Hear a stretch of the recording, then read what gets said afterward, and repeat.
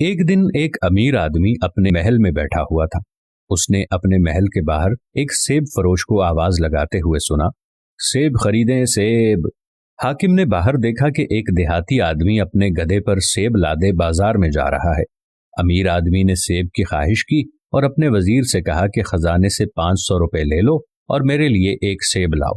वजीर ने खजाने से 500 रुपए निकाले और अपने मुआविन से कहा कि ये 400 रुपए लो और एक सेब ले आओ।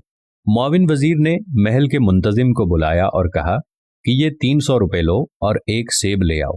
महल के मुंतजिम ने महल के चौकीदारी मुंतजिम को बुलाया और कहा, ये 200 रुपए ले लो और एक सेब लेकर आओ। चौकीदारी के मुंतजिम ने गेट के सिपाही को बुलाया और कहा, ये 100 रुपए ले लो और एक सेब ले आओ। सिपाही सेब वाले के पास गया और उसे गिरेबान से पकड़कर कहा, देहाती इंसान, तुम इतना शोर क्यों कर रहे हो? तुम्हें नहीं पता कि यह ममलकत के बादशाह का महल है और तुमने दिल दहला देने वाली आवाजों से बादशाह की नींद में खलल डाला है। अब मुझे हुक्म हुआ है कि तुझको कैद कर दूं। सेब फरोश महल के सिपाहियों के कदमों में गिर गया और कहा, मैंने गलती की है जनाब, इस गधे का बोझ मेरी मेहनत के 1 साल का नतीजा है। ये ले लो, लेकिन मुझे कैद करने से मुआफ रखो।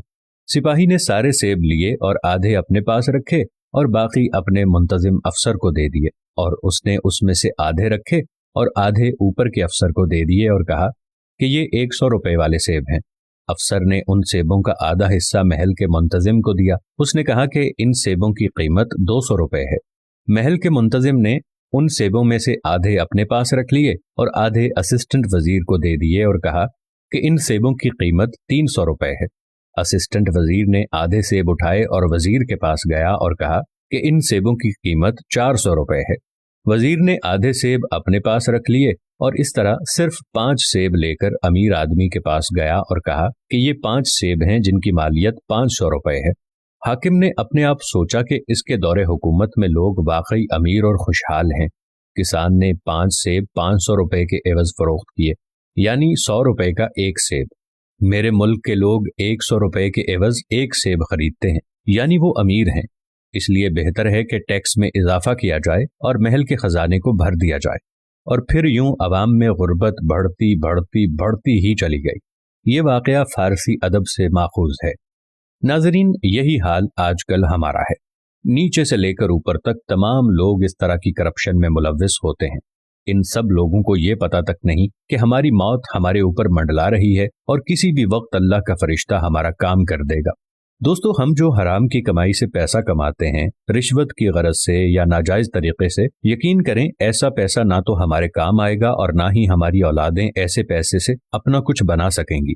ऐसा पैसा हमारे बाद रिश्तेदार खा पी जाते हैं, लेकिन हिसाब हमें देना पड़ेगा। खुदारा जरा सोचिए, जिंदगी मौत की अमानत है, लेकिन इसके बावजूद अपने बैंक बैलेंस को बनाने की कोशिश में और मिल्कियत को बढ़ाने की कोशिश में दिन रात लगे रहते हैं और हराम और हलाल की तमीज तक को भूल बैठते हैं। अल्लाह ताला हम सब पर अपना रहम करे और हमें ऐसे नुमाइंदे मुंतखब करने की तौफीक अता फरमाए जो हमारे हक में बेहतर फैसले करने वाले हैं। अगर आपको ये वीडियो पसंद आए तो हुक्मरानों तक जरूर पहुंचाइएगा। हो सकता है आपके एक शेयर से ये बात किसी के दिल में उतर जाए।